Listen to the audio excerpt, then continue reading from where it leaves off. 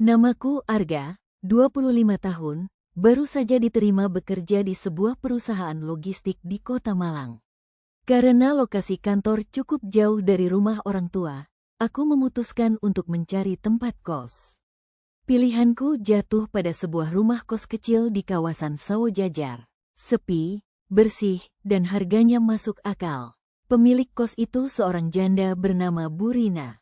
Usianya sekitar 38, tapi wajah dan penampilannya jauh dari kata tua. Ia anggun, ramah, dan wangi.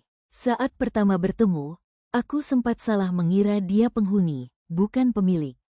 "Silakan masuk, Mas Arga."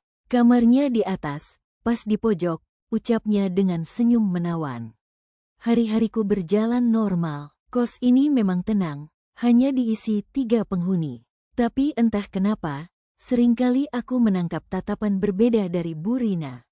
Tatapan yang bukan sekadar ramah, tapi seperti mengundang. Suatu malam, hujan turun deras. Listrik tiba-tiba padam. Aku sedang membaca di kamar saat terdengar ketukan di pintu. "Mas Arga, boleh minta tolong?" suara Bu Rina dari luar. Aku segera membuka pintu. Ia berdiri dengan lilin di tangan, mengenakan daster tipis warna krem yang menempel di tubuhnya karena udara lembab. Rambutnya digelung santai, aroma sabun dan tubuhnya menyeruak. "Ada tikus di dapur. Saya takut sendiri," katanya pelan, nyaris berbisik. Tanpa pikir panjang, aku mengikutinya ke dapur. Tapi saat sampai, suasananya hening. "Tak ada tikus, udah pergi kayaknya," kataku. Ia mengangguk pelan. "Maaf ya, Mas, saya sebenarnya cuma takut gelap." Aku hanya tersenyum. "Nggak apa-apa, Bu, wajar kok." Tiba-tiba, ia menatapku. Tatapannya lembut, tapi menusuk. Lalu ia berkata pelan, "Mas Arga, pernah kesepian di malam hari?" Aku terdiam, dadaku berdegup cepat. "Kadang," jawabku. "Kalau saya, hampir setiap malam," ucapnya lirih sambil berjalan mendekat. Dan sebelum aku bisa berpikir lebih jauh, tubuhnya sudah begitu dekat.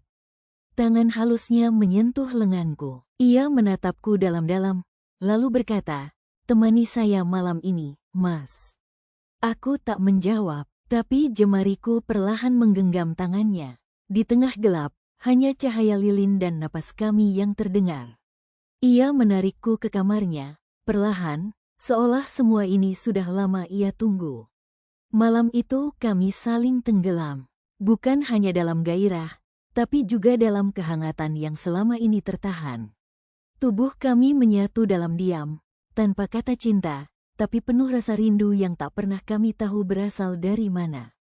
Pagi harinya, kami masih diam. Ia hanya menatapku, lalu tersenyum kecil.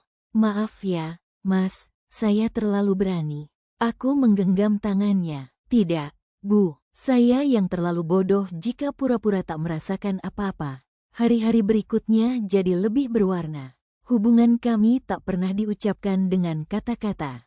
Tapi setiap malam, lampu kamarnya selalu menyala paling akhir dan pintunya sedikit terbuka. Cinta, entahlah. Tapi dalam pelukan janda itu, aku merasa dibutuhkan.